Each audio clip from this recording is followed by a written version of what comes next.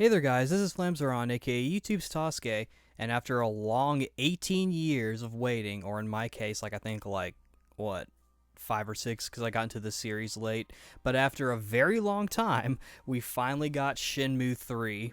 Yep, it's finally here, that game that was sort of like the meme of that game that would never come out, kind of like the Final Fantasy VII remake, and of course we're getting that too, but yeah, if you couldn't already tell based on the title and just my general habits of uploading, I'm going to be reviewing and talking about Shenmue 3 because I beat it. And yeah, I'm going to do that. It's been out for three or so months. I've had it beaten for a while, but I haven't had a chance to actually record my review yet because life, but I won't bore you with that kind of stuff. Though what I will bore you with, not actually bore you with, but I do want to go ahead and let you guys know that there will be spoilers for not only the main story of Shenmue 3, obviously, because I like to go pretty in-depth in the story. Y'all know how I do. I do like these long podcasty reviews where I go probably too in-depth into the story, but as a writer, stories are my favorite features in games, or one of my favorite features. So also the story for Shenmue 3, but also the ending to Shenmue 2 because of the beginning point of this game. So I'll try to kind of be brief on it as to not, but also it'll show up in the gameplay as well. Since I'm going to be showing the beginning of the game and then just going through. I'm not going to show the quote-unquote second part, and that's all I'll say on that. You'll figure out what I mean later on. I'm only going to show Bailu Village. Because I feel like, even though I'm going to be talking about spoilers, I feel like visually that's just a fair consideration, I suppose. But, yeah, so I reviewed Shenmue 1 and 2, and then 1 and 2 HD. And so now it's time for me to review Shenmue 3. Like I said, I got into this series kind of late. I think this is actually the first Kickstarter game I've actually supported.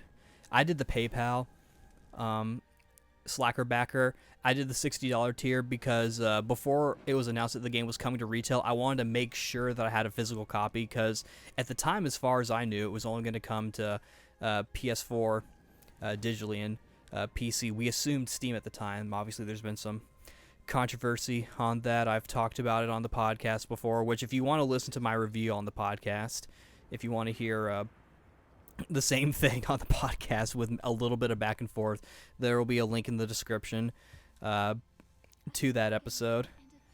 If you want to listen, it won't be anything really different, but yeah, just to kind of get it out of the way, my opinion on the whole Epic Game Store thing is I don't give a fuck. I really don't care. For one thing, I got the PS4 version.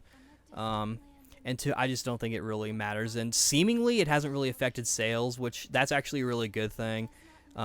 This game did very, very well with the record-breaking on the fundraising side of things. It got funded in, I think, a day. And it seemed like funding was... it's a little confusing, so I'm not going to go into it, because quite frankly, I don't really understand it. But even there was the Kickstarter and the Slacker backer, but there was also a lot of funding coming from, Sony and Shibuya Productions, I believe it's called, and different groups. I think even Sega helped distribute it in Japan. That's what I've heard. But that's a completely different subject. We're here to talk about the game. I just wanted to kind of get that out there because I know that's sort of popular news. I do kind of wish I had gone for one of the higher tiers because I'm not actually in the credits, or at least not my actual name. I think in the credits they did put anyone who, or they put a lot of anonymous people. I don't know if they were just, I imagine a lot of them probably are anonymous, but I suppose there could also be some people who they're just trying to account for everyone, who maybe didn't give an answer either way. But I got the $60 physical PS4 version with the cool case. I actually got my copy early, which that was really cool, and the box that it came in was really cool, so I actually kept it. But yeah, so like I said, I got the PS4 version. It ran pretty well. I didn't really have any hiccups or anything. But in terms of, well, I guess we should probably go ahead and get into it. The first thing that I kind of noticed was the title screen.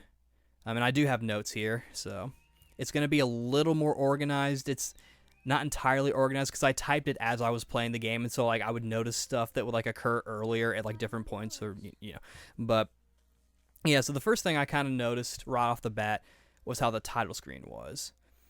It's similar.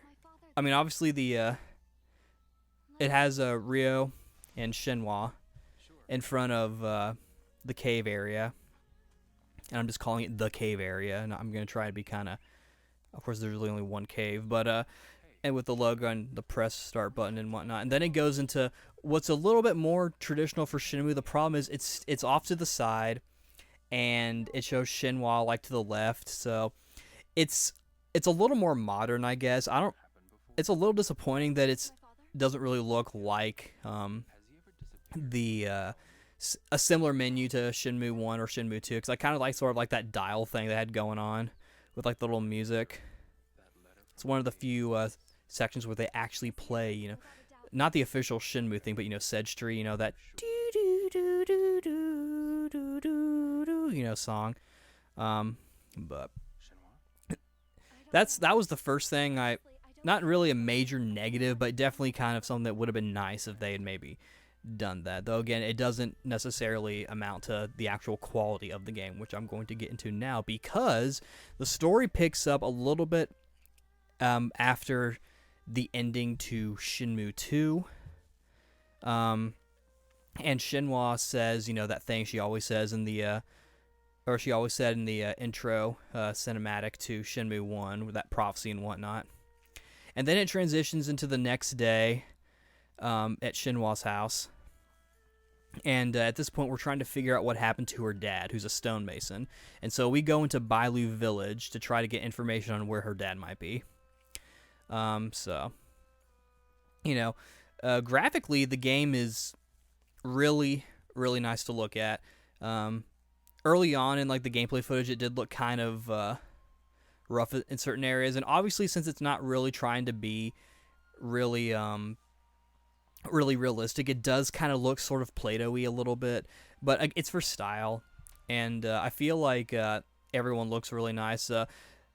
As I'm recording this review, the latest patch and the Battle Rally DLC has come out, and I've heard that with the patch they touched up the graphics fidelity a little bit. Like I think maybe the resolution was opened up or something, or they did something, which I hope is the case, because there were a couple of times that I noticed, mainly in mini games, where like it looked kind of fuzzy in certain areas, like almost like the outline was sort of fuzzy, but everything else looked good. I think there was maybe one point where like Ryo's hair looked kind of artifacted a little bit, but otherwise the game looked really good. My only real complaint is that Ryo's jacket wasn't dark enough. It was sort of like a light leather. But no, that's more of a minor thing. I imagine in mods you can probably change that. People have actually made mods for the PC version, like where you can play as a Link, or they're using like the Shenmue Passport model of Ryo for stuff.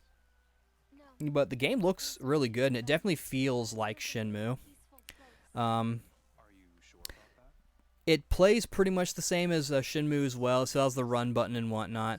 The camera angle is no longer kind of like lower down. And I say it plays like Shenmue, but like the tank controls aren't there, obviously, because it's sort of there, kind of, but it's mainly just in terms of like the fact that you have a run button, I think.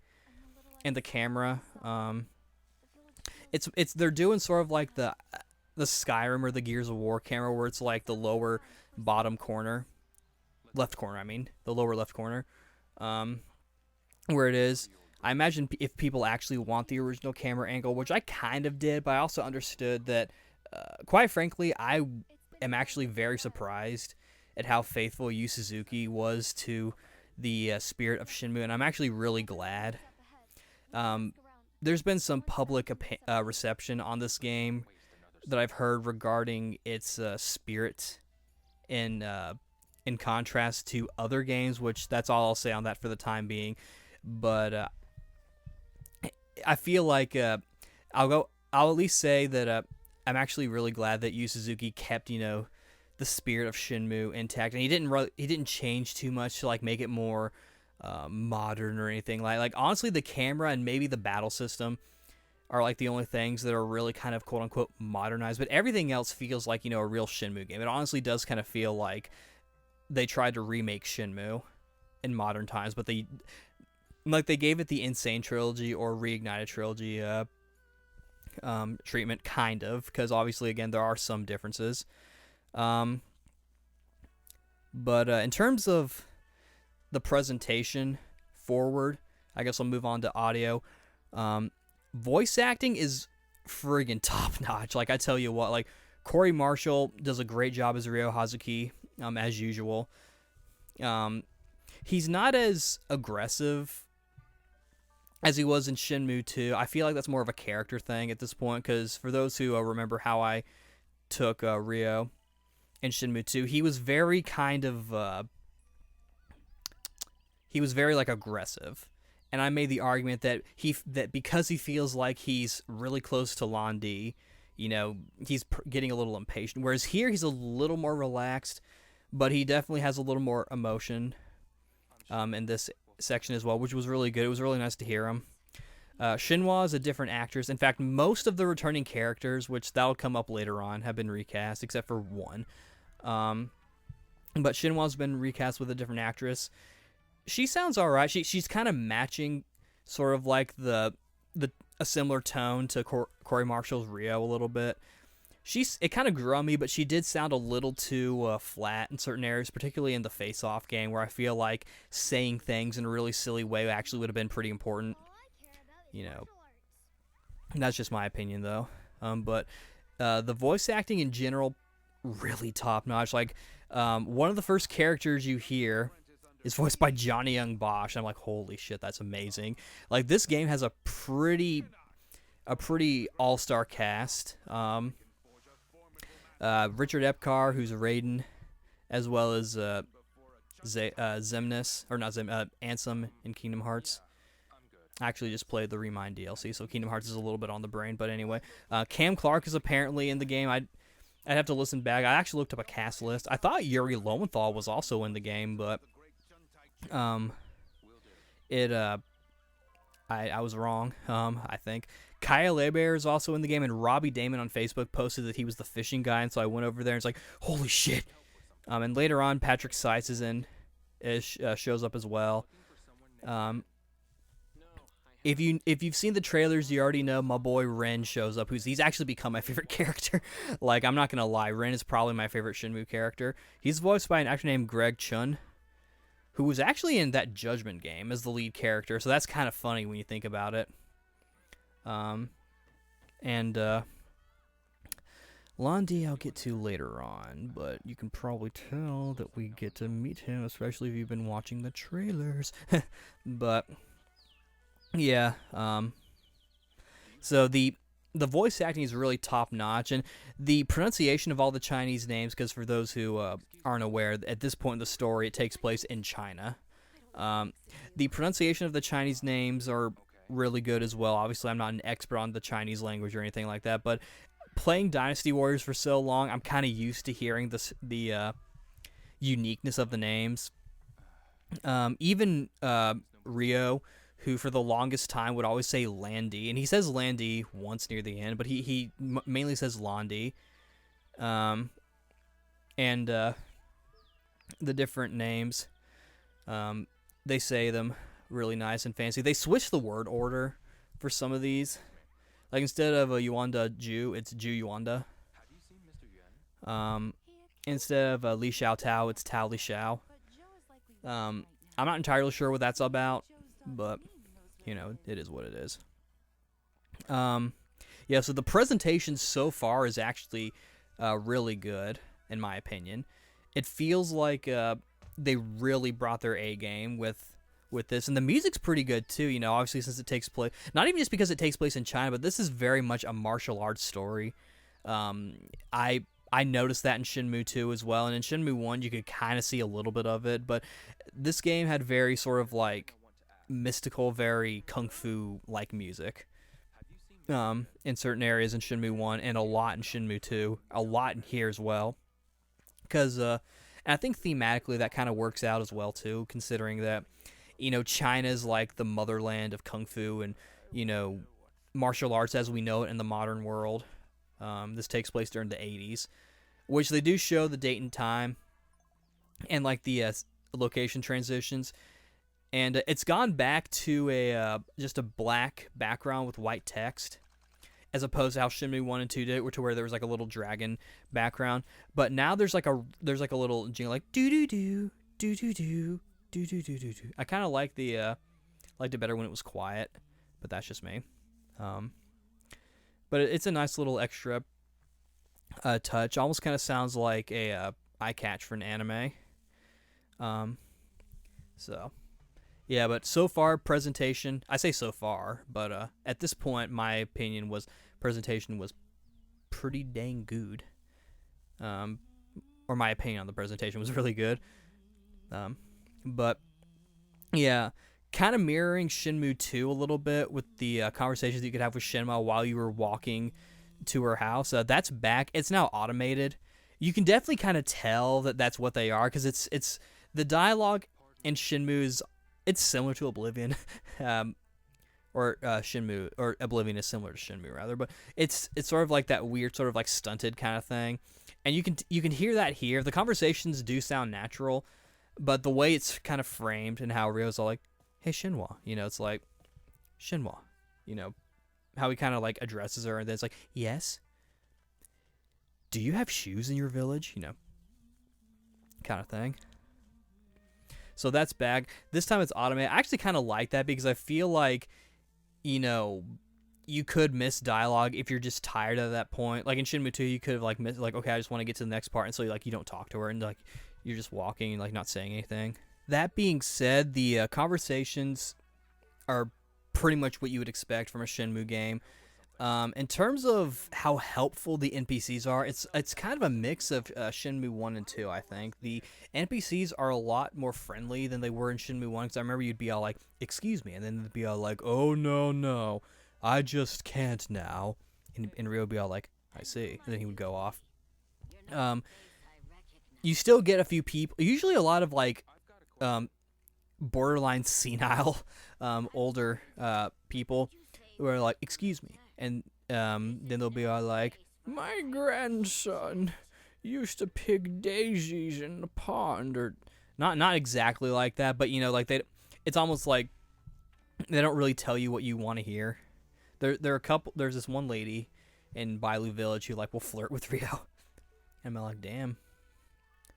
But most of the time, like you can talk to them and get like what you need. It's not like in Shenmue 2 to where you can ask them specific questions by talking to them a second time, or even like they'll be all like, "Hey, where's this?" and be like, "Oh, I was gonna head that way. Why don't you follow me?" It's not like that anymore. Like they'll just point you in the direction, and usually a lot of times the camera will zoom out and the character will like look like, "Isn't it over there?" and like point and do one of those things. But otherwise, you can get generally the information you want. You have to talk to everyone as you would in a Shenmue game, but it kind of mirrors Shenmue 1 more than Shenmue 2, I would say.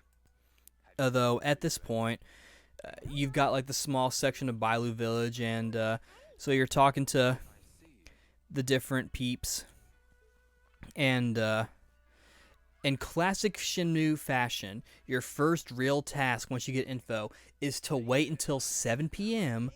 to where a little girl's dad, who's a stonemason, will come home from work. And it has like the night transition and everything too. Which that was kind of a nice little touch as well. You've got different mini games you can do in this little section as well, like and of course in the previous area there's like a gambling area. The gambling, that's one of the things I also kind of don't like about the game. I know I mentioned the menus. That's a minor thing. This one is a little bit more of an actual, like, a legit complaint. This time, instead of gambling for real money, you're gambling for tokens, like these wooden tokens that you get. And then when you get a certain amount that you want, you go to the prize exchange and you buy a prize with your tokens, and then you take that prize to the pawn shop and then pawn it off and like sell it to make your money there. It's kind of a pain just because I feel like it adds like an unnecessary middleman And I feel like it kind of forces you to make money one specific way, at least not until later on where you can actually do a little bit more. You can make money. Um, and as far as Bailu Village is concerned, the only real way I noticed to make actual money was to do the wood chopping thing, which that only nets you like so much, and it seems like you have to do like 200 logs before you'll get like real money, because it seems like if you go under 100, the guy will be all like, oh, so it's kind of tough, and be like, oh, that's not a lot. But I actually kind of like the wood chopping, mini game. You have to kind of line up Rio's angle to where he cuts it properly, or he'll miss it. And if you hit it dead center, you get an excellent, and the music changes, and it gets all epic and stuff. It sounds like, it sounds like a song from a Genesis game, and that's actually really cool. I'll try to show it off in the gameplay, but yeah, another thing I don't really like about that game, since I'm talking about mechanics and whatnot, there's now a food system. And I'm not talking about like the candy or the drinks you could do in Shenmue 1 and 2. I mean, like, now your stamina depletes over time, and at a certain point Rio will get hungry and you won't be able to run anymore, because you'll have like no stamina left, and it'll be like, I won't be worth anything if I don't eat. And then also your stamina, like how much stamina you actually have, your health rather, plays into your fights, because you don't start with the full amount of health this time. They actually cut it down a fair amount, and you have to unlock more balls of health, I'll call it, or little orbs of health, through training in martial arts, where you can do either the 1-inch punch or the horse stance, and then later on you unlock this thing called the rooster step. All of these different training things, the 1-inch punch, the horse stance, and the rooster step, they all increase your defense. You also have an attack your offense that you can level up, but you can only do that by sparring and practicing new moves that you learn. And then that levels up. Both of those level up your general Kung Fu level, and when your Kung Fu level levels up, you get a new point of health. It's cool and all, and it's kind of fun, and I do kind of like the grind.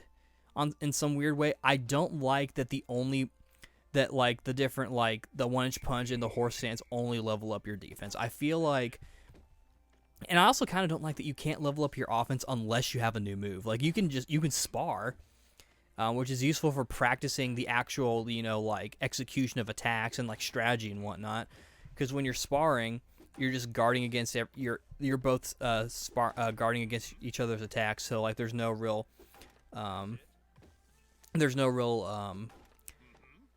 issue of like killing the enemy too quickly or getting yourself killed and having to like play real defensively or anything like that. You do get to actually do real matches, and that comes into play later on when you're actually trying to learn specific moves with masters. But for the most part, it's almost more of just like, I guess, like story pieces of like, oh, Rio's like a master martial artist at this one dojo. The one that you can do in Bailu Village is called Martial Hall, and this is where one of the Richard Epcar voiced characters is, where you can train and fight peoples. But I feel like what I would have done is like the horse stance and does like the defense, and then maybe the 1-inch punch does the offense, and rooster step does something else. I don't know, but it's kind of a pain, because like it makes you have to have money on you. And so you have to like either gamble or do the wood chopping thing and try to like get as much money as you can. Money actually kind of comes into play a couple of times in this game, because one of your teachers, you have to buy him like really old Chinese liquor, and then you have to bring him snacks and a drink. And then later on you have to buy a really expensive scroll to learn how to do a move. And the friggin', like, that one was like $2,000. The scroll was $2,000. The liquor was $5,000. I'm like, holy mackerel! Like, that's a lot of friggin' money. Though, to go back to the gambling, the pawning off your stuff, that actually works out okay, because you can like rack up your chips and whatnot. You can still save scum too. Like, roll it on top is back, and so I'm like, okay, I'll just play that. And of course, Lucky Hit is back. Which, fun fact, I actually won my first round of Lucky Hit, and And I also wanted to roll it on top my first time as well. But yeah, you can save scum. It's just at this point you're doing it for the tokens. There were actually a couple of times where I would mess up and forget to save, and then I would lose, and then I would save over it because I wouldn't be paying attention. I would forget, like, oh, wait a minute, I have to re-get my losses, or I have to re-get my monies. So it's not too bad once you rack up points, especially if you do the max bet. Like, it takes a while, but it can kind of work out well, and you have to get the money to buy food as well now, which I had Rio on a strict black garlic clove diet because it gave you like 300 points to your stamina. In fact, it was a meme on the Shenmue Facebook group that I was in with. Like, it was funny. It's like the caption was, Rio, whenever he talks to an NPC after eating like 30 pounds of garlic to increase his stamina, it shows that picture of SpongeBob with his breath after he ate the sundae. It's funny, SpongeBob and Shenmue go together kind of well. Because then, there's also the meme of Shenmue 2's ending where the caption is like using SpongeBob quotes to talk about video game endings, and the one for Shenmue 2 is, the secret to the Krabby Patty formula is, and it cuts off. That one episode. I think it's the Krusty Krab training video, but I'm getting off track. Yeah, so... Yeah, I'm not too keen really on the arcade. There is an arcade though, including like a weird sort of like baby chicken version of Virtual Fighter. It's kind of funny, even though this is a Sega property, because Shenmue is still owned by Sega, and even though it's being published by Deep Silver, so it's not technically a Sega product. They don't have any of the Sega references, which is actually kind of a shame. Like in the gachapon machines, like there's no Sonic. It's only Shenmue characters, and just like I think there was like a jewel, and I'm like, okay, this is them trying to like fill in the void for the Chaos Emeralds from Sonic. But I think you can also get Virtual Fighter characters, but Virtual Fighter is like the one game from Sega that's actually like marketed or like showcased in this game, like the cameo or whatever reference, which I guess makes sense because I think Yu Suzuki had a pretty strong hand in the development and creation of Virtua Fighter, so I think it actually makes a lot of sense. Plus, there's that whole thing about how Shenmue was originally going to be a Virtua Fighter RPG, but yeah. Speaking of fighting, though, the combat, since I mentioned the training halls, it's similar to how it's always been, but it's a little bit faster, and there's kind of more combos.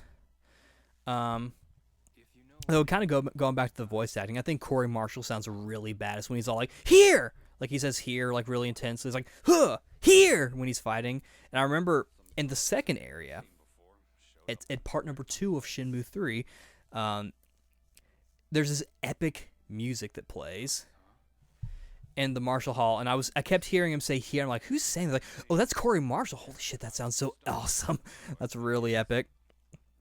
But yeah, so lots of fun for sure.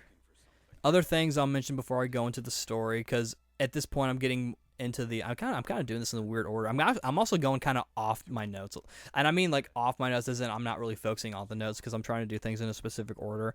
But also one thing to note, you can take your jacket off. You can take Rio's jacket off, and you can also get other clothes as well, including a full kung fu outfit, which is awesome. The only thing I really got in my playthrough was a hotel T-shirt for a side quest that I did. But also another thing that's also kind of cool, speaking of controls and gameplay and stuff, I know I'm kind of jumping around. This is kind of me going back, because you see, like, in my notes, it's like, you can take Rio's jacket off, but then after it's like, you can now move in first person, which, you can move in first person now, which is pretty cool. That's actually also really useful as well if you're trying to look for specific things. This came in handy while, like, trying to find tokens in an old woman's house. I had to kind of, like, really look at stuff. Yeah, a few changes to the gameplay, but overall, it's pretty similar. One thing that kind of tripped me up a little bit is like the menu controls were a little different. I think you had to press like triangle, or it was either triangle or L2 or something. You'll probably see me kind of fumble around with the controls because it's been a while since I've played, where I'm all like, wait a minute, what am I trying to do here? But And that's where you can like change the settings and whatnot. The game is also dual audio, so if for some reason you'd rather hear Masaya Matsukaze over Corey Marshall, you can do that. So I should also note that like Shenmue 2, the game does come with a recap movie, though it's more of like just a summary of what's happened so far with footage from both games. It's not like an actual like literal movie version of Shenmue 2. So at the moment, there's only a movie of Shenmue 1, which I guess that's fair because they probably want to catch you up to the story real quickly so you can go through and do stuff. Yeah, but at this point, the story, we're looking for the stonemason. I guess I'll move on to story now.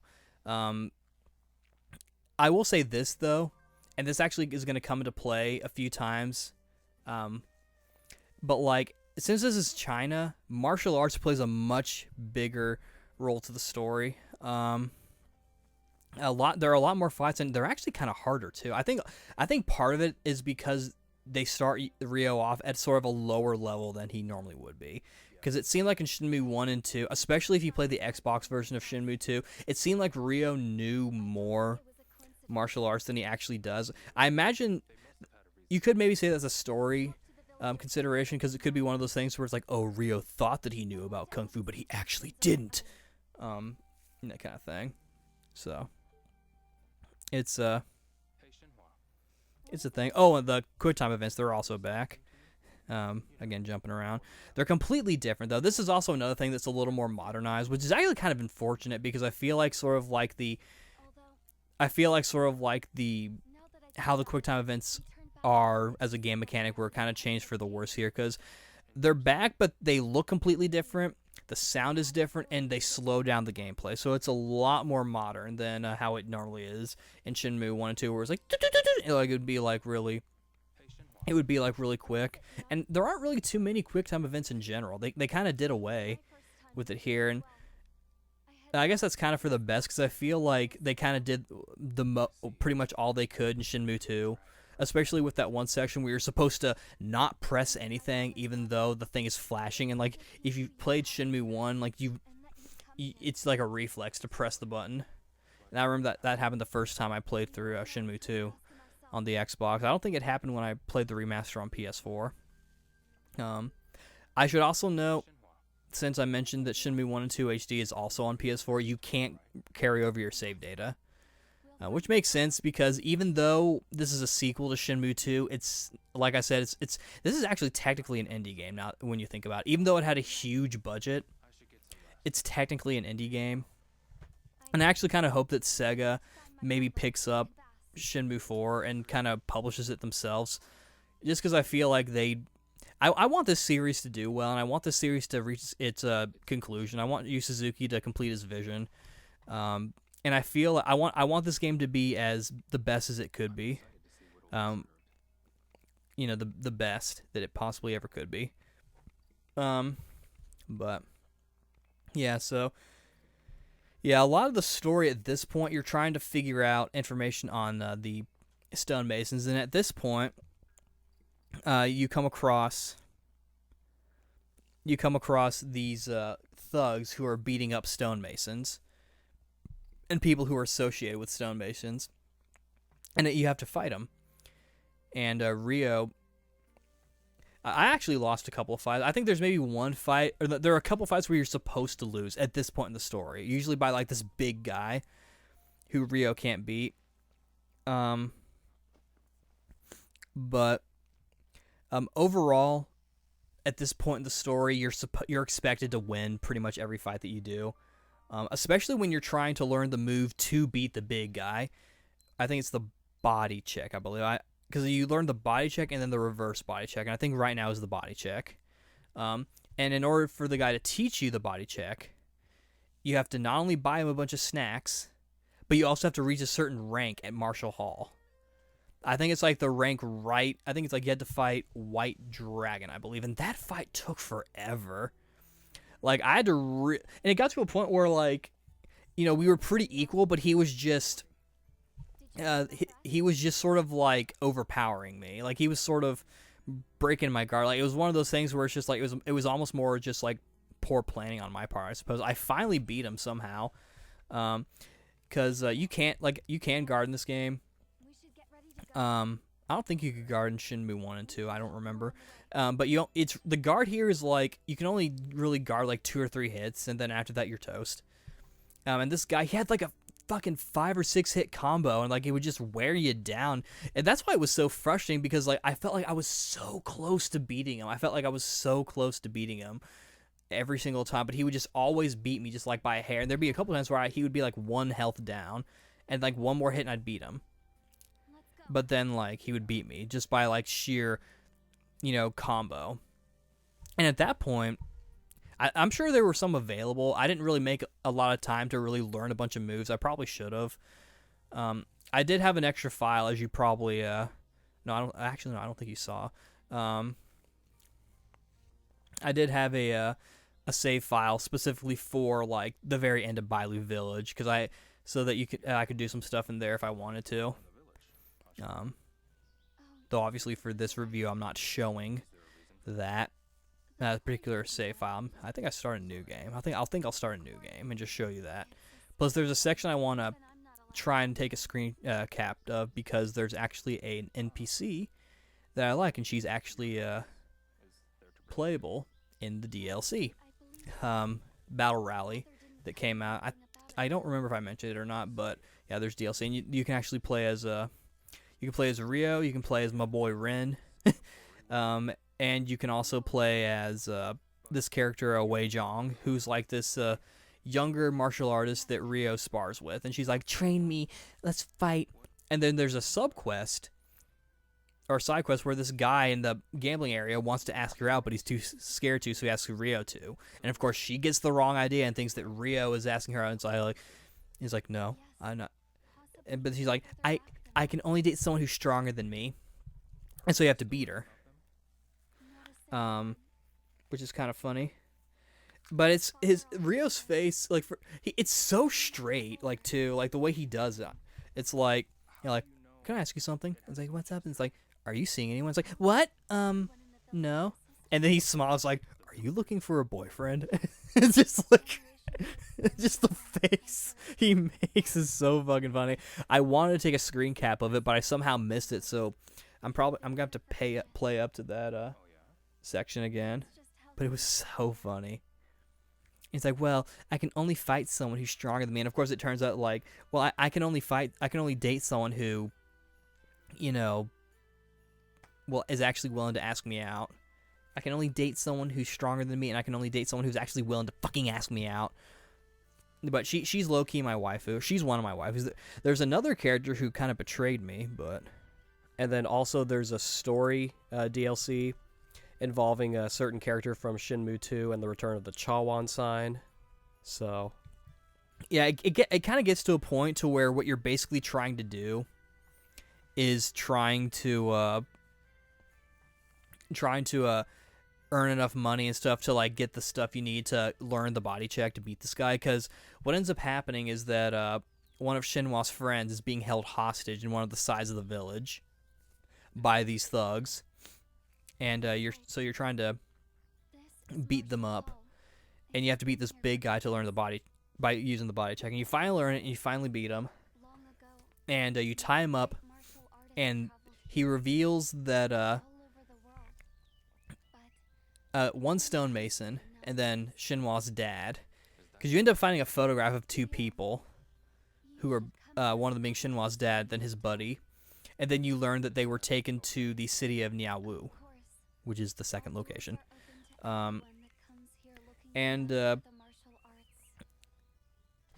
Then some stupid thing with like a tower, and like that was a really annoying meeting. I had to actually look that up. We had to like turn the dial, and it was so annoying too, because like every time I would try to turn it a certain way, because you have to turn it like, like left, right, left, something like that, you know what I mean? But like every time I would turn it like 2 paces left, it would stop, and Rio would be all like, I keep turning it but nothing happens. Am I not doing it correctly? Am I turning it wrong? And I'm like, let me try and do it. Let me get through a whole fucking session, and then you can tell me I'm doing it wrong. I had to look it up. It was actually kind of annoying. Because I felt like the game wasn't really giving me a chance. But I was able to do it, and then we head over to Niaowu, which is a city. And it feels a hell of a lot like Shenmue 2. In fact, a lot of the music in this section seemed to be recycled from Shenmue 2. I think they were resampled to sound a little more, to sound better and clearer. I mean, this is where my one of my favorite songs in the entire franchise comes in, where it's for those who know, it's the music that plays during the sparring and fighting matches at Wushin Hall, which is the new training area that you can go to, where not only can you train and spar with people and fight people, but you can also do like these multi-men fights. Not exactly the 70 men fight in Shenmue 1, but kind of, I think. But that music was like the something like, I'm not doing it well, but it's so freaking epic. It pumped me up. It made me want to like go out and like train and like become a martial artist or something. I took a little bit of karate when I was a kid, but never really got that far. Though I feel like a lot of people my age, especially in my area, probably could say like, yeah, we all did karate back then. But like, I mean, like, you know, actually train and become a martial artist. Like, it pumped me up. It was really cool. But at this part, there are a couple of things they introduce. One, you're back to staying in a hotel, so now you have to fucking pay things. So now you have to have even more money. On top of having money for food, you now also have to have money for as well as the stuff that comes up later on, like the skill book and whatnot, and also just like equipment. Because you can actually, you could buy weapons. Like, and I think what they would do is they would add like little perks. Like, I think there was one, I think it was like a sword or something where like it increases Rio's attack speed, which that actually, it was slight, but it was noticeable enough to where it actually really helped. But at this point now, you have to pay like, I think like 19 or 29 bucks or some amount of money every time you leave the hotel before you go off and like look around for stuff. And if you don't have the money, you have to go around the corner to the wood chopping thing and then do it there. I'm like, oh, come on. It was annoying. And there were a couple times where, like the first time I was staying in the hotel, she was like, you don't have any money, well, you got to fucking do the wood chopping thing. And I'm like, oh, come on. Like, I will say this, one thing I actually kind of don't like about the series as a whole is how much money you have to really in Shenmue 2 and in Shenmue 3, the amount of money you have to have. Of course, in Shenmue 2, when you gamble, you can gamble for actual money. And roll it on top, like, save scumming that, like, that you can make bank that way. Another way I would always do is by doing, like, the grabbing the monkey guy and tossing him. But that doesn't come up until Kowloon, so a little bit later. But yeah, so at this point, you're not only having to save up money for food, as well as you can. There are actually these little potions you can drink. I think they're called like strength potions or like snake powder or something that you can drink during a fight to regain your health. And that's actually pretty useful during a fight when you're doing like tough enemies, or if you're fighting multiple enemies. Which at this point you're fighting more than one enemy a lot, or you're fighting more than like in Bailu Village. I think the most you fought was like 3 or 4. I think I don't recall exactly. Whereas here, it's like anywhere from like 5 to I think even like 6, like 5 or 7 rather. But at this point, what you're trying to do in the story is trying to find these thugs so you can figure out where their hiding spot is. Because at this point, you know that they've kidnapped Shenhua's dad and his friend. They're called the Red Snakes, kind of like, you know, the Mad Angels in Shenmue 1. There are a lot of parallels to Shenmue 1 in this game, which makes sense given that it's been so long. It's almost more like this is sort of like the anniversary game that's trying to sort of like, you know, do a love letter to the first game, which makes sense. But yeah, they add a few at this new location. They do add a few other ways to make money though, because I don't think I finished my thought. At this point, you have to, earn money to get the food and then the potions if you need them. Then also buy the move scrolls if you need them, as well as weapons if you want them. But now you also have money to pay your hotel bill. So like you've got all this stuff plus like the 2,000 that you need to buy that fancy reverse body check scroll to beat this one guy, because you kind of have to do the same thing where you fight this big guy who like you can't beat no matter how hard you try, even after getting Ren helping you, which I thought was actually really cool, but I'll get to that later on. But the forklift thing is back though. So that's a really good way to make money. It's also not nearly as hard as the first one, because your point A to point B changes, but it's the same point A to point B. You have to go from like either the docks to the warehouse, or the warehouse to the docks, and move stuff. And it's actually kind of a short distance. I exceeded my quota pretty regularly. In fact, I don't think I ever missed the quota. It was always like one extra, so I wouldn't even get that much, but it was really easy. I had it down to a science in a way. There were a couple of times where I would cut it kind of close to meet the quota, but it was actually a lot easier than it's ever been. And the funny thing is, the guy who gives you the job is the brother of the cardboard box minigame guy from Shenmue 2, and he's voiced by Mark Derison, aka Guts from Berserk. I think I'm pronouncing his name right, but he used to voice Guts before Kaiji Tong took over for the new anime. But that's another like really cool thing. Just again, the voice cast was just top notch. Like they really brought their A game, hardcore. And of course, since I've mentioned Ren already, he does show up. It's kind of funny when like Ria's like, what are you doing here? And then he's like, I'm trying to get me some chow mein. And I'm all like, bro, me too. Like that, sign me up. I want some chow mein. You can't buy the chow mein, which kind of sucks. You can't really. I will say this about the presentation that I think is actually kind of lost. When you're eating stuff or drinking stuff, there's no animation. Like obviously with eating stuff, there wasn't ever I don't think. But you know, the soda can thing from Shenmue 1 and 2, where like you'd be like, look, glug, ah, good, you know, that's gone. Now it's all in the menu, and I'm like, come on, bring that back. That's cool. Like, you still kind of, this series is still kind of about like spending time and like trying to get to certain like time areas to like do stuff, but it's a little more streamlined, I guess. Though I still kind of miss the drinking soda thing. The vending machines are still there, but now it's not now there's no like thing with it.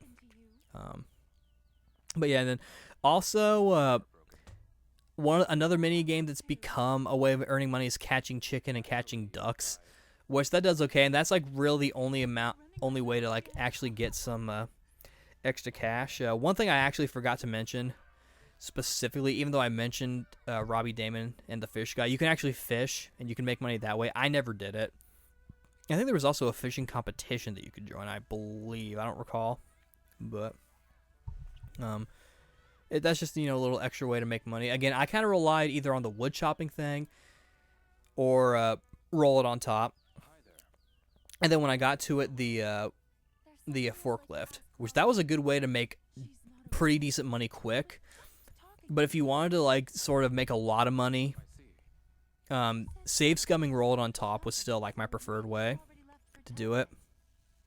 But yeah, so you still have to kind of spend a lot of money, and all you're trying to do is find out where the bad guys are. And they've been actually messing up, like they're actually causing like a lot of damage and like disturbing the peace. And you go to this one temple that they've ruined.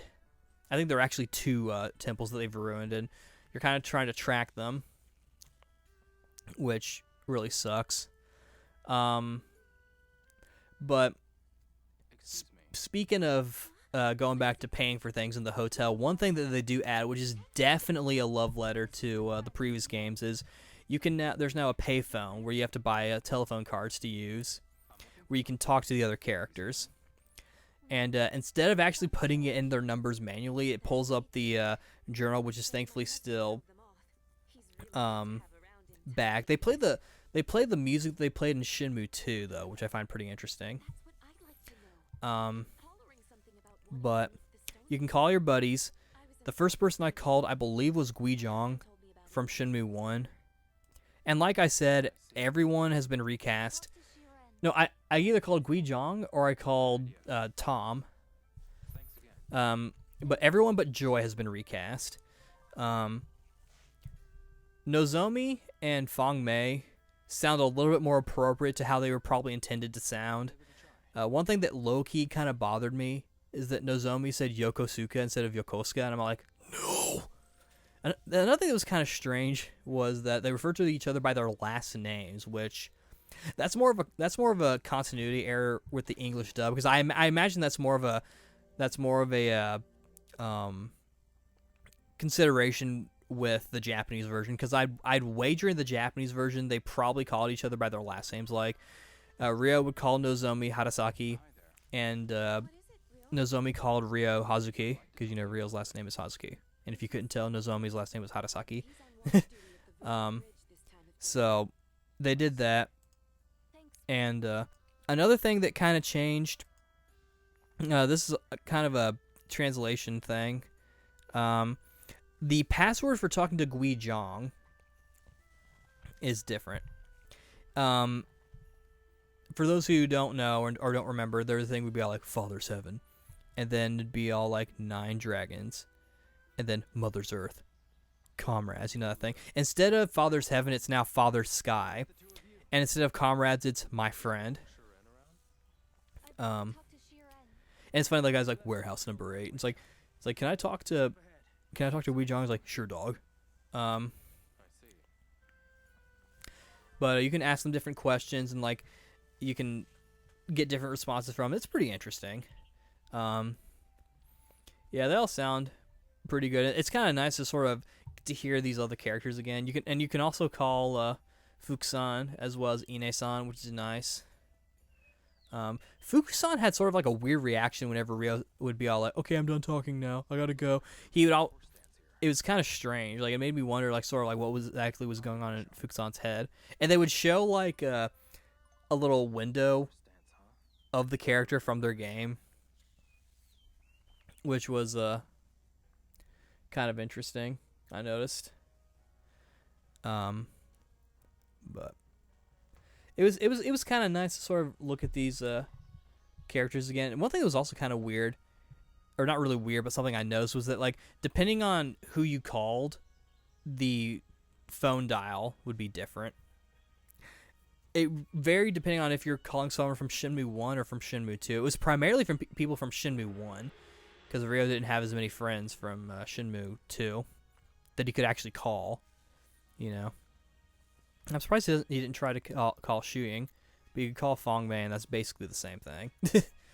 But that was a nice little feature, and from what I understand, people who backed the game at a certain tier, I think, could get they could either get a telephone card off the bat, so you didn't have to buy one, or at least buy like one to start off with, or they gave you one that you could use continuously, which that would have been cool. And it's also, I think this is the part where they show it. I might maybe have missed an area where this was the case, but in the hotel there's a guest book with actual like messages from backers, and one of them was actually kind of touching, about a girl losing her father, who got her into video games and Shenmue, and it ended with like, I'll beat Lan D4. So I'm like, oh, my heart, that hits my heart.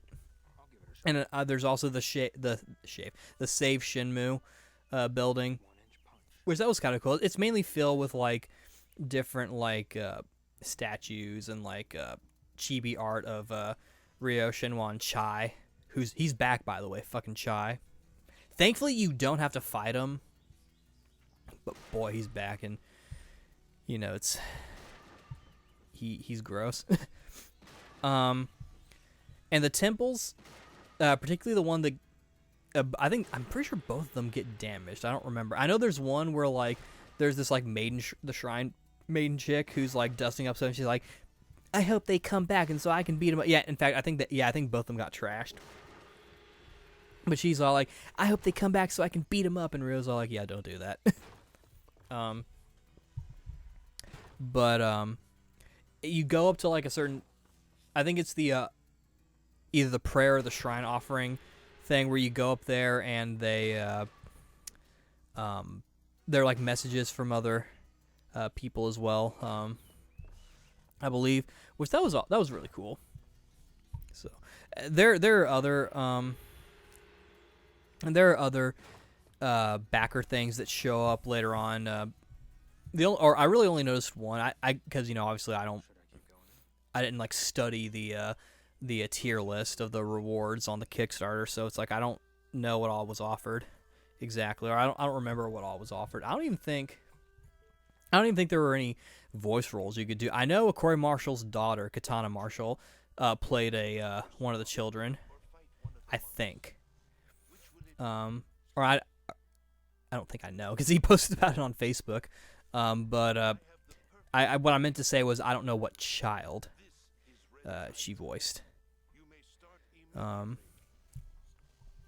But yeah, so lots of interesting things for the Kickstarter people at this point. Like I said, I think it's primarily in Yawu. I'd have to look back again and see if there's anything in Bailu Village.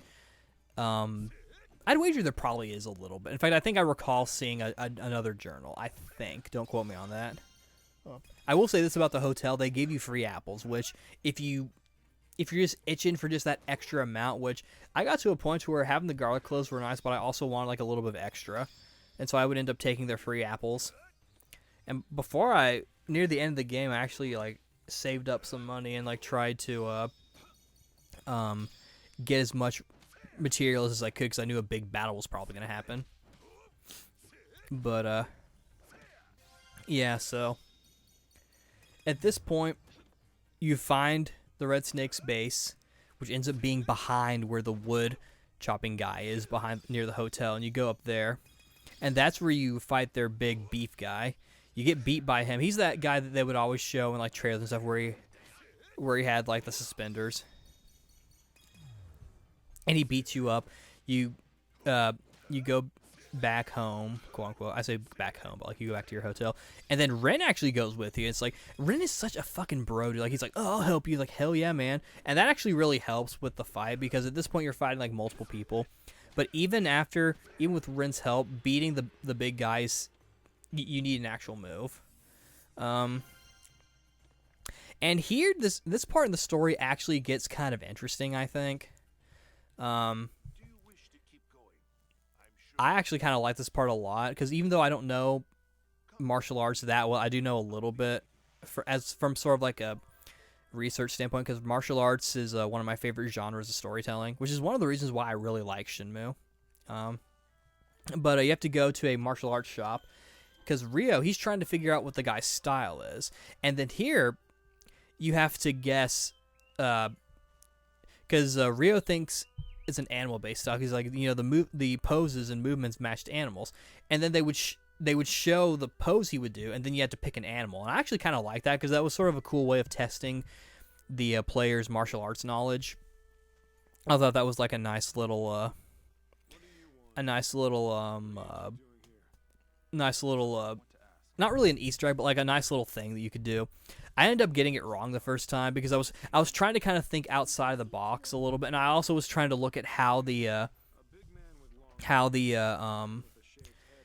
poses look. The only one I actually got right was like the monkey one because the monkey stance I'm pretty familiar with relatively because there's a character in Mortal Kombat who used it, and in the game Taifu, I'm pretty sure that when you got to the part where you learn the monkey style, like the way the monkeys stand during their fights is sort of like the actual like monkey stance,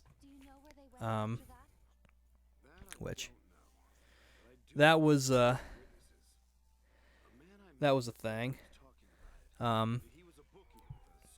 So, and it's at this point where you have to learn you have to once you learn the style, the guy over there tells you what kind of a move you need to actually beat the style, but you have to go and fucking buy the scroll, and you have to go to a specific one, and it's $2,000 fucking dollars.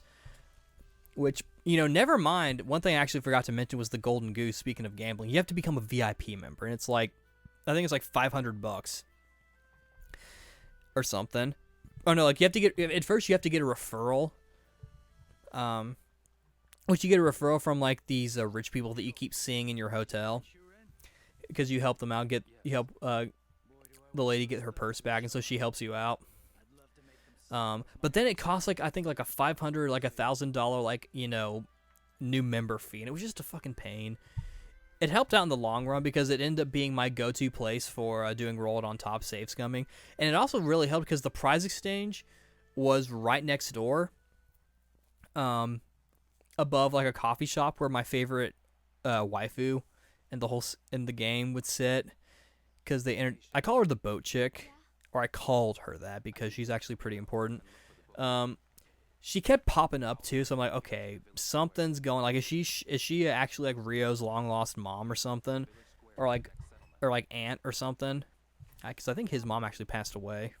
But she kept showing up. But yeah, the prize exchange was above there, and then right across was the pawn shop, so you could make bank really quickly because you didn't have to travel that far, and you didn't have to spend a lot of time chugging your garlic cloves, because we all know that's what you're fucking eating. By the way, one thing I find really kind of interesting, the black garlic cloves, they give you 300 of your stamina each time you eat them. At the very end of the game, your final area, there's a produce stand, because you can actually buy, that's usually where you buy the stuff, at the produce stands, or from like other sellers, or you can also buy some stuff at the prize exchange, but that actually comes in handy when you're trying to save money. But you have some arcade tokens, and you're trying to kind of weigh them down a little bit to like get a certain number, especially. But at the very end of the game, there's one stand where they sell regular garlic. I'm thinking, like, shouldn't this be the reverse? Shouldn't the regular garlic be in the beginning of the game, and then the black garlic cloves that's OP as fuck? Shouldn't that be at the end of the game? I mean, I'm not complaining. I was glad the black garlic was available to me. That actually really helped. Honestly, the game would have been a lot harder if it wasn't there. So I'm actually really glad. I mean, I would have made do, but I'm not trying to make it into a big deal. I just thought it was kind of funny. But yeah, so that became really convenient, but it was still kind of a pain to have to buy all that stuff, though. Yeah, rolling on top, as usual, was like my go-to. I think I've said like 3 times now, so if you didn't know, I really like Roll It On Top. If I ever go to China, I'm going to play Roll It On Top if it actually exists, which I assume it does. Another thing that Shenmue's kind of known for, at least for Shenmue 1, was how accurate visually it was to the location it's in, as well as the date, as well as the weather even, which in Shenmue 1, you can actually set the time and day for like, it's either randomized or they actually have the weather forecast for that area of Japan, Yokosuka, at the time, during like, I think it's 85 or 84. And they actually have real weather information, which that's actually really interesting. Here, I'm not entirely sure. I'd wager maybe that it's based in reality. I feel like it probably would have to be. Maybe I'll look up pictures of Bailu Village, and I imagine if I type in Bailu Village on Google Images, it's just going to show Shenmue stuff, but we'll see. I assume that it's at least relatively grounded in realism, because that's another thing about Shenmue. It's really realistic, and it's also really mundane. I think that's another reason why I like it, because of how it kind of, you can take advantage of trivial tasks, doing certain things. It was really fun that way. But yeah, so you learn the move, and you go there, and boat waifu's there. I'm like, boat waifu, what are you doing? Why are you there? And she's like, oh yeah, your friend got kidnapped. And I'm like, what? They took her to like this like castle, like on the other side of the ocean, like in the center of the city. And they zoom in on her face looking all evil and shit. I'm like, okay, she's a dirty liar. She's a hoe.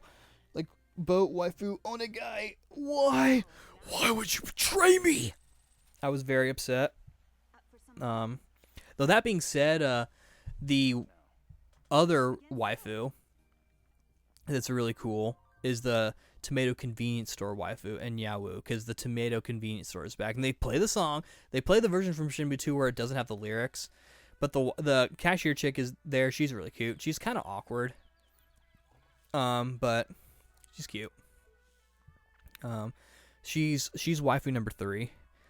I feel like my true soul should go to Wei John, especially since she's going to be playable in the DLC.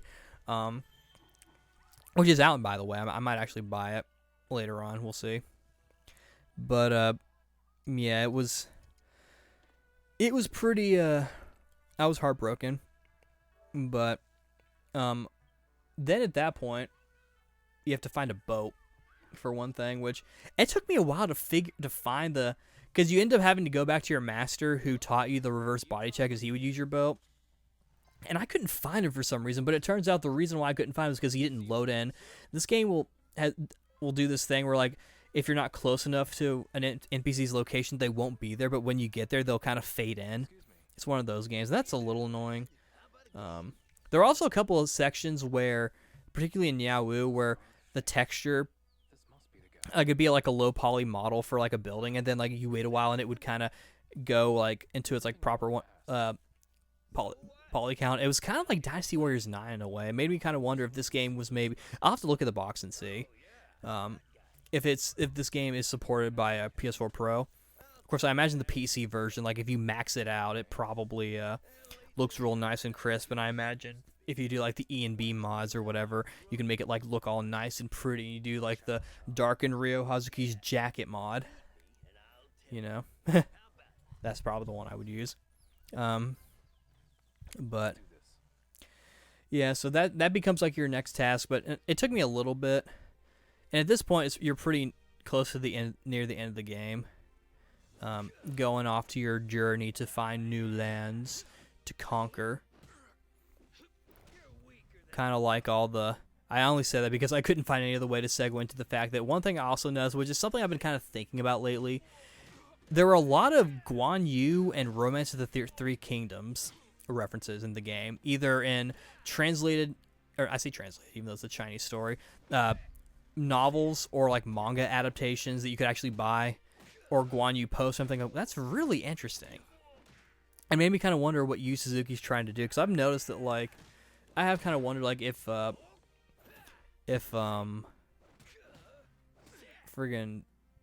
Shenmue is supposed to be partially inspired from Romance of the Three Kingdoms, which that wouldn't surprise me. I could kind of see that. But also I was wrong. The reverse body check book was $5,000. I'm gonna scroll through my notes and see how much the oh, I didn't say. I just said I have to buy a guy. I think the liquor was $2,000, and then the reverse body check skill book was $5,000. So the skill book was at this point the most expensive item in Shenmue history. Which, that's too much money. Way too much money. But yeah, you go to the castle, and Rin goes with you. Your master goes with you. Mr. Sure, who's this martial artist who you learn stuff from, and like teach, and like you're like your buddy. He goes with you. The Shrine Maiden chick goes with you, and like, bro, we got a fucking team. It's kind of like going to the harbor in Dobuita to rescue Nozomi from the Mad Angels. Again, another reference to Shenmue 1. Though speaking about games, one thing that's Shenmue, since we're talking about Shenmue a little bit, since we're trying to rescue her, one thing I do want to quickly note on her. One, they do this thing where, like, it's like, hey, can you leave? Like, when you're trying to interrogate, like, the buff guy, he's like, I'm not going to talk to you. And he's like, nothing's working. And then Shenmue's like, can you guys step out for a second? And they go out, and then they just hear the guy scream, and then they come back. And he's like, oh, I'll talk. And, like, one of those things where it's like, they don't show what she did. So it's kind of creepy. And then also Rin, he's all like, huh? When looking at Shim's like, wait, and he's like, what is it, Rin? He's like, oh, it's nothing. I'm all like, bro, you're not in a Tails game. All right, go ahead and say what it is. He's done this a couple of times. Rin seems to know more than what he lets on, which is interesting. But he also happened to find a fake Phoenix mirror, which is pretty cool. And of course, he's all like, "Yo, dog, let's give this to the bad guys so that they'll think that they have the mirror when we have the real mirror." And Rio's all like, "No, dog, we got to be respectful." And of course, he does do that, which that actually helps him out at near the end, which I'll get into once we get to that part. But yeah, you go to the castle where you're trying to. First, you have to find, or you don't really have to. I think the game actually, yeah, I think the game made me do this. I had to find some shopkeepers' stolen items that were like conveniently put upstairs on shelves in the bad guy's place. I'm like, okay, that's okay, but he gives me like a free like a potion thing for battle, which is useful. And of course, you can pawn stuff and like sell the herbs. That's another way you can make money, is like selling herbs, which that ended up being really helpful because I would get herbs just because I wouldn't be trying to get any herbs. I would just get them. No, I'm good. Which there were a couple of times where I had to get the herbs still for like side quests, but otherwise I would just pick them up just because I saw them. So I would end up having some of that. Oh, just take them. Like, okay, here's $600. Sweet. You could also sell sets for like extra money or like trade them for like certain items and stuff, which again really useful.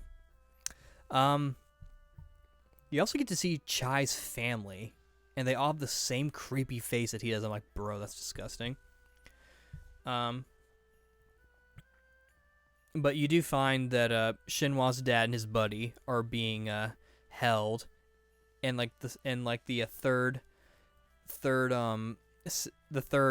room down, and then you knock out Chai and you take his keys and you let him out. So you've finally friggin' done the first main quest of this whole game, trying to find Shenhua's dad and his buddy.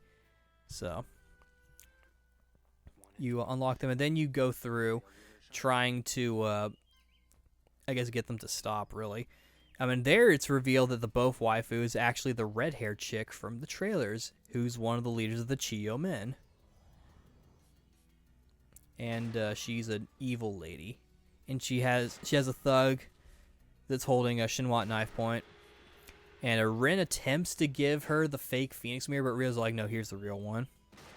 Because honor. And then she's like, oh yeah, Londi's up there. So bro, we are close. At this point, they're playing like this really dope music that makes you feel like that you're at the end of a road. I'm all like, oh shit, is this going to be where the story ends? Like, it can't be. Yu Suzuki always said it would be 4 games. Although now I've heard it's fucking 6, which if that's the case, then that's cool. But and Rin helps you as well, and they show cutscenes as well of like everyone else like beating up thugs, which is really cool. They would show the big guy kind of like standing in between a door, where with the Shrine Maiden chick with her broom hiding behind one of them, and like a thug would come up and like she would just like smack him on the head before they get to him. It's like, ugh. It was kind of funny, but. Yeah, like the bridge fight. It's sort of like the 7-man battle from Shenmue 1 with Guizhong, except this time it's with Rin. And you end up fighting the other members of the Red Snakes that you fought, as well as what I think are there's some like elite fighters, but facially they all look like people from I think they were Kickstarters. I think they may have paid for the ones to get the NPC. And also, I forgot to mention, people's faces appear on Lucky Hit boards, which that's another way they do it. It was actually really cool fighting the player NPCs. I thought it was really cool.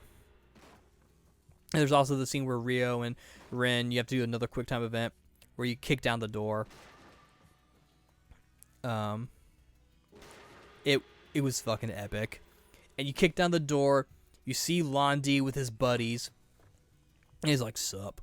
Londi has also been recast. I think I mentioned that before. He's played by an actor named Kyle McCarthy, who I've heard about. He actually did really good. He did a really good job of matching the original guy. But this entire section is just really cool. Like, first you beat up this one guy, and then this Jeet Kune Do guy comes in, and Rin's like, I'll handle this. And, like, he, like, keeps dodging his, like, swipes, and then finally he just, like, kicks him. Like, that's so awesome. And then finally, we get to Londi, and he's like, you've improved. And then Rio's all like, Landi, fight me. I will avenge my father. And like, oh my god, it's so awesome. It was, like, super epic. And you actually get to fight him.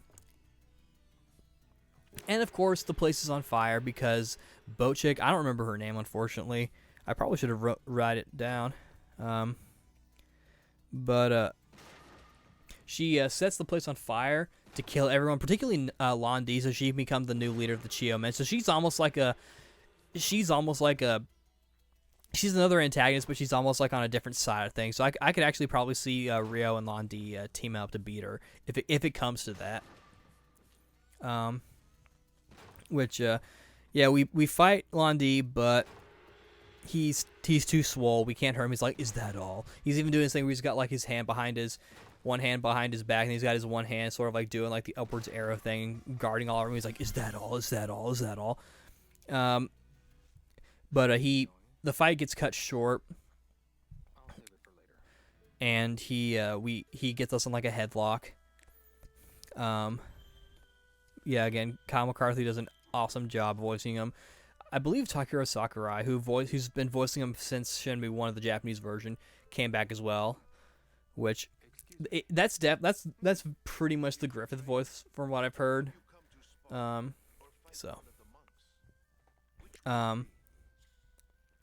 So he's about to kill us, but then Rin's all like, hey, here's the mirror. And of course it's the fake mirror, but he doesn't know. He's like, don't you need this? And so like he lets go of it, but then like Rin like chucks it out the window, and then they escape. And the place basically burns down. And Londi just kind of sits there, but of course like everyone knows that he's not dead, even though he probably should be dead. But everyone's like looking out. And at this point, Rio, Rin, Shenhua, and her dad, they get on a boat. And it's here, throughout the story, we learn a little bit more about the mirrors. We learn that they were commissioned by a royal envoy of China, to be made. And we also learned that they are the keys to a treasure location. So, not too many revelations, but we mainly learn more about the mirrors. And that's another kind of complaint that I have, is that I feel like it didn't really advance the plot very much. It was more like, it was still a great adventure, but I felt like we didn't learn anything more about like Iwao Hazuki besides the fact that he was here in Bailu Village, which that we kind of already guessed. It was kind of already implied that he was here and he had a buddy here. He was friends with Londi's dad, which that was kind of something they sort of reaffirmed. I think we kind of guessed that. We either guessed it or they talked about it in a previous game. Maybe even as early as Shenmue 1, I believe. But yeah. So, and again, lots of callbacks to Shenmue 1, especially when you talk to Shen. Well, I actually kind of messed up one because I said that Rio liked carrots. And then I'm like, oh, wait, he actually doesn't like carrots, I believe. Because I remember there was that cutscene where it was like, eat your carrots, son. It's like, no, I don't want to. Of course, I actually like carrots, so. It's usually when, like, you're talking to her, like, when you get home. Which, that's actually one thing I also do kind of like. That was sort of a slight change. Like, when it gets really late, or, like, when it gets to a certain time, Rio just heads back immediately to Shenhua's house. They don't even, like, it's not even one of those things where it's like, it's getting lit and he keeps saying that and then finally he goes. That happens a little bit, but not too much. And you can fast travel at certain locations again as well. And then of course there's times where like they give you the option to like wait for a certain time to come around, or they ask if you want to like fast travel to a certain location to get back to somewhere, usually Shenhua's house. So they do that, which is nice. But anyway, to get back on track, Shenhua's father tells us more about the mirrors that we already knew, and then tells us that he's probably at the Great Wall of China, which the final shot is Ryo, Shenhua, and Rin walking across the Great Wall of China, having internal monologues, saying stuff. Ryo being like, "I will avenge my father." Rin being like, "I want the treasure." Shenhua being like, "I will fulfill the prophecy," or something like that. And then the game ends as they're walking across the Great Wall of China to presumably where Londi is. And then the credits roll. At the end, there's a message from Yu Suzuki basically thanking everyone, and he says, like, hopefully we'll get to make Shenmue 4, which I hope we get to have Shenmue 4. I imagine sales will probably spike even further when the game actually comes out on Steam next November, because unfortunately we have to wait a year for that. But like I said, it seems like people have been, playing the Epic Game Store version anyway, and I got the PS4 version, as I'm sure other people did. Plus, there's the collector's edition as well that I think a lot of people buy. Some people on the Facebook groups are like, "Oh, I bought 4 copies of it." It's like, damn. But yeah, so you can save your clear data, which it still re-rolls you to the beginning of the game, but you get to pick whether or not you are in Bailu Village or Niaowu, and I thought that was actually really cool. So that's nice if you just kind of want to play around, or if you want to start at a certain point. So, but of course, again, I have the clear data save data, and then I've got the save data for the end of Bailu Village, and I've got the save data for the end of Niaowu, so I have different areas I can kind of play around with. But yeah, it took me 3 weeks to play it because I made a point to play it every day, or at least as often as I could. And because I kind of knew the Shenmue formula at this point, I feel like I was able to kind of get through it quicker than I normally would, because I remember it took me like a month, or half. It took me a while to beat Shenmue 1 and 2 my first time playing. Shenmue 2 didn't take as long. Shenmue 1 took a little while, I think. Shenmue 1 and 2 didn't take long at all. This game also didn't take that long. It took me 3 weeks to beat it, pretty much, roughly. So yeah, that's the game. Overall, I liked it. My gripes, minor things, really. I don't like the QuickTime events that much. I feel like they kind of mess up sort of part of the game's integrity a little bit, and it's not nearly as urgent and nerve-wracking, and so there's not as much pressure. I would still miss it sometimes because I would miss the buttons. Or I just wouldn't do it fast enough, because there'd be a couple I think where they would want you to do it 2 back to back, and of course for the second one they really tighten up the control or the timing on it. So I didn't like that. I wasn't really too crazy about the food system. I felt like it was kind of a pain, and the gambling tokens was also kind of a pain. I wasn't really too big on it. I mean, I dealt with it, but let's see. There was another thing. What was the other thing? Oh yeah, it wasn't that big a deal, but I kind of wish the Kung Fu leveling up system was done a little differently, because I felt like it was a little too reliant on money instead of just leveling up your Ryo, which you could just do the horse stance and whatnot, and level up your defense, which there was a lot of value in that. But if you want to do real damage, you also have to level up your offense, which is another thing I forgot. You can also gamble in fights, and they're just regular brawls, where you can fight this one guy named Cliff, who he kind of looks like a Kickstarter backer as well, but it's really stylized, so it could have just been maybe hey, can I put my OC in the game or something, which that would have been cool. But yeah, and the only other real complaint that I had with the game was that I felt like the ending didn't really have any major revelations like Shenmue 2 did. I mean, not that seeing giant versions of the mirrors really meant anything. It was just more about it was just more like world building, I guess. Whereas here, it was more about like explaining what the mirrors are, then kind of pinpointing us to where we need to go. Like at least with the next one, we kind of know where Londi is. It makes me kind of wonder how long Shenmue 4 is going to be, though. I imagine, I don't know, like, are we going to have to, like, go back to, like, some village in that part of China where we have to kind of, like, regroup and then train to fight Londi? Or is it going to be one of those things where, like, it's just a really short game and we fight Londi and then it's over? Or are we going to fight Londi, we defeat him, or kill him, and then, like, the red hair chick, boat waifu, is all like, hey, I'm the real bad guy. Yeah,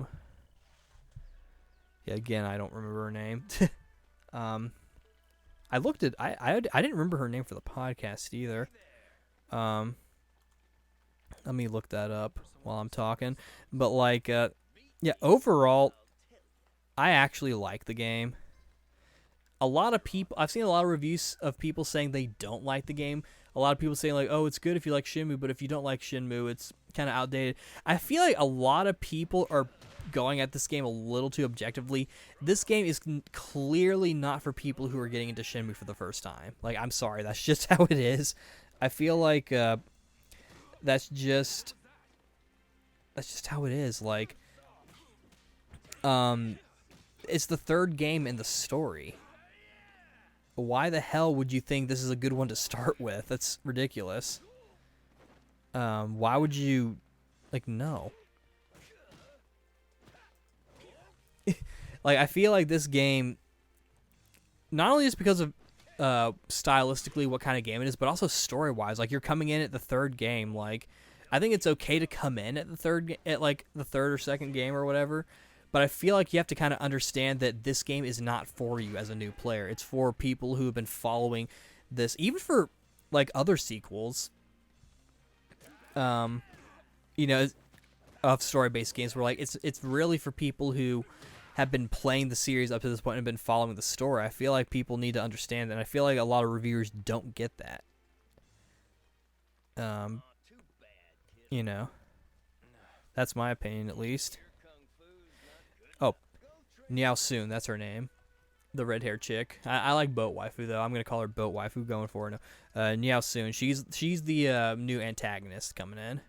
And it's quite possible that she could replace Londi. I actually think that there's a chance Londi might have to team up with Rion. That's like one of those things like, I don't like you, but I have to team up with you. It's like, oh, okay, fine. But, yeah, like, I feel like people are maybe being a little too unrealistic with their look on this game, because I feel, again, like, it's the third game. Obviously, if you're jumping into it for the first time, it's not for you. I mean, I'm not saying you can't enjoy it and you can't play it. All I'm saying is, like, if you're expecting the game to treat you like it's your first time, like, no, it shouldn't have to do that. It's a sequel. You know, like, it's not going to explain everything. Like, I mean, there's the recap movie as well, but also, you know, I think also part of it is just like Yu Suzuki's like vision, which you can maybe argue that, but again, I feel like if they changed it too much, it wouldn't have been the same.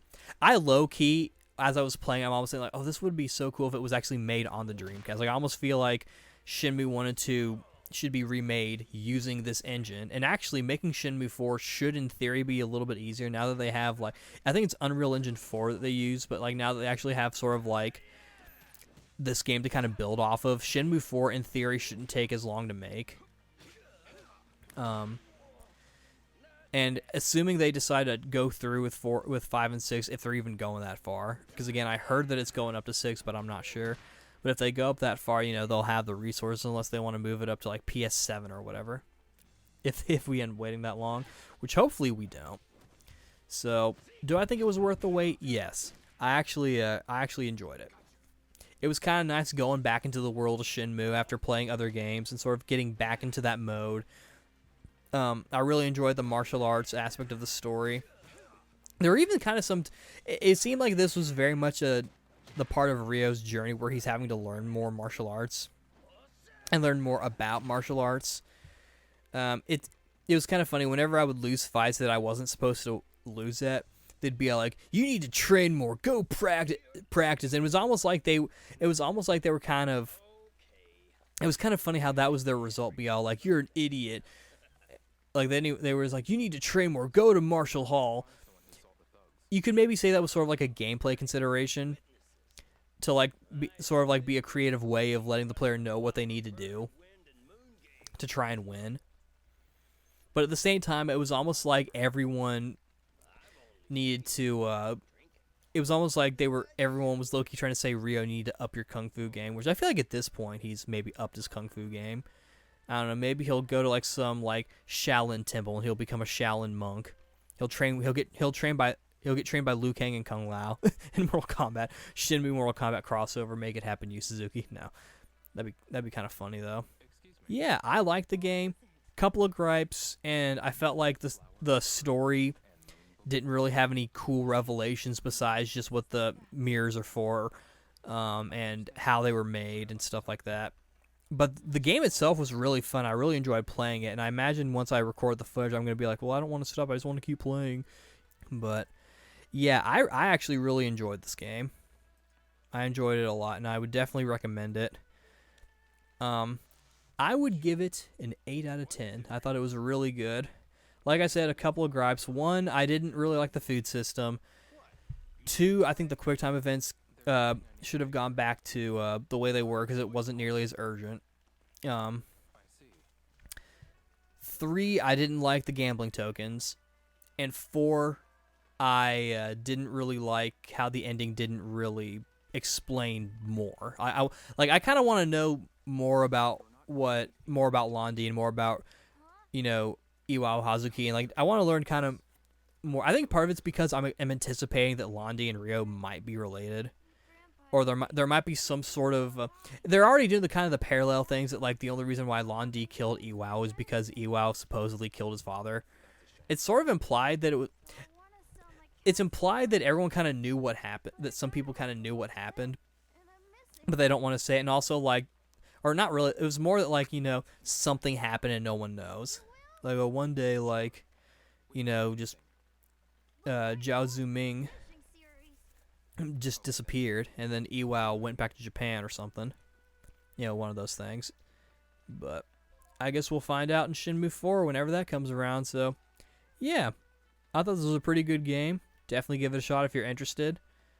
Definitely try to keep the fact that this is, one, the third game in a story-based game, and a story-based franchise, and also, two, this is Yu Suzuki's vision. He's trying to kind of make a certain kind of game, so try to keep that in mind when you play this game if you want to. Like, try to kind of look at it with a certain. I hate to say this, but it's not necessarily about looking at it objectively. It's about kind of looking at it for what it is and what it's trying to do, in my opinion. So, yeah, good game. This is Slams Ron Tasuke signing out. See you later.